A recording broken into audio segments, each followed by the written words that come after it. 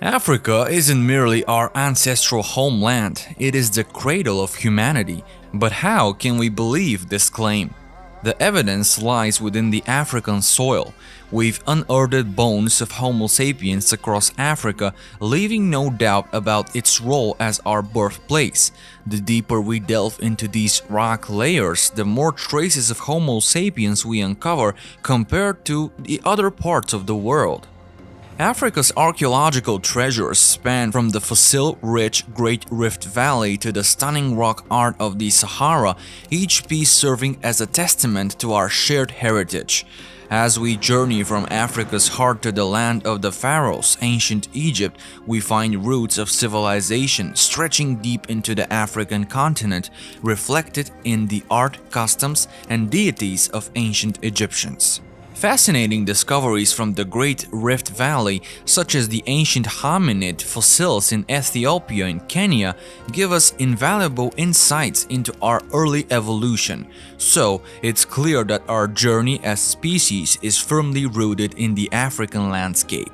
Our journey as Homo sapiens can be traced back to Africa, the continent that holds the oldest remains of our species, dating back 300,000 years.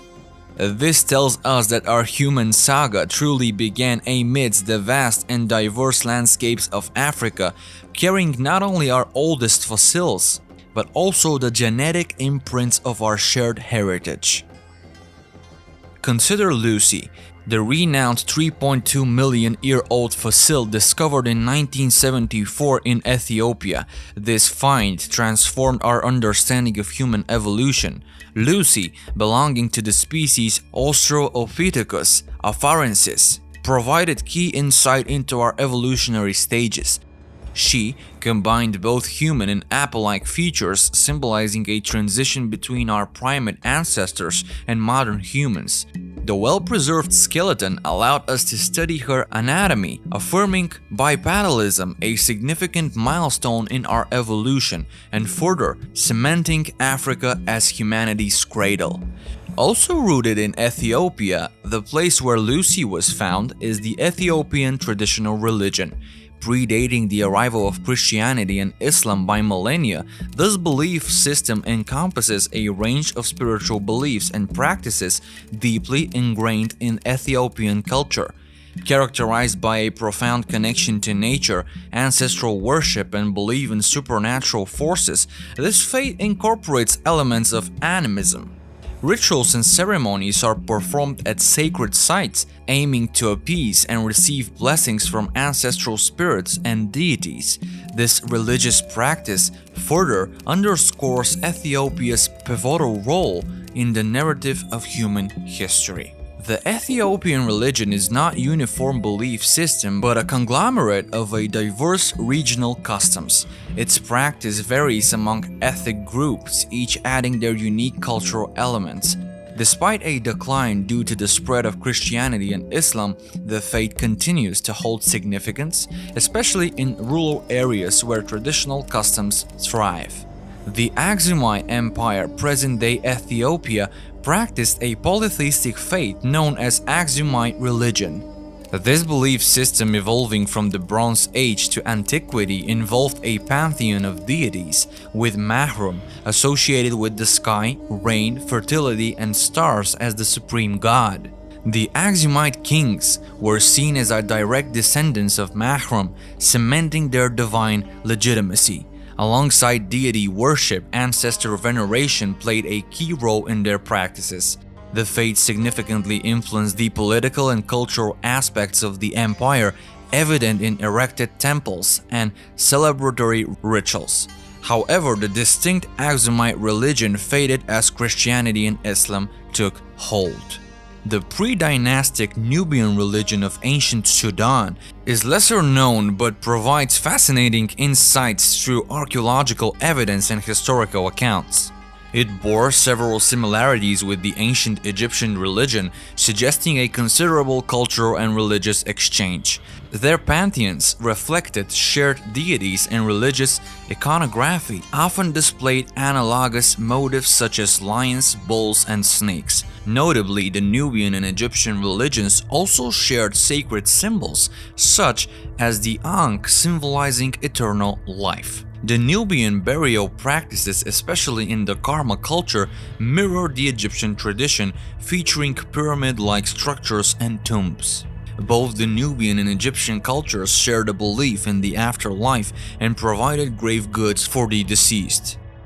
The proximity and historical interaction between Nubia and Egypt facilitated cultural and religious exchanges.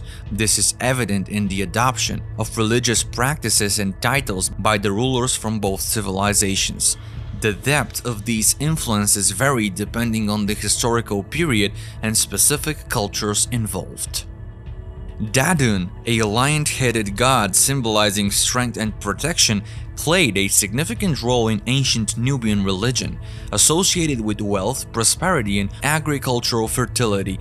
Dadun was also linked with the Nile River's annual flooding, which brought nutrient-rich sediments for fertile harvests. Nubian rulers often sought Dadun's blessings for their kingdom's prosperity.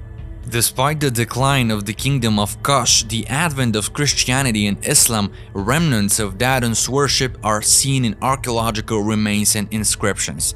The lion-headed god symbolized the Nubians' deep connection to nature, aspirations for abundance, and respect for the Nile's life-giving properties.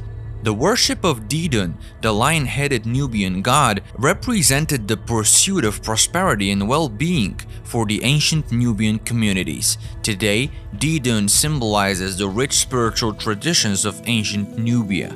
The lioness-headed goddess Sekhmet, revered in ancient Egypt for her attributes of war, healing, and protection, shows the historical, cultural, and religious ties between Nubia and Egypt. Kemet, the ancient Egyptian religion, was a complex polytheistic belief system that spanned millennia. The religion held that gods controlled every aspect of life, and the pharaoh was a god on earth. Key deities included Ra, Osiris, Isis, and Horus.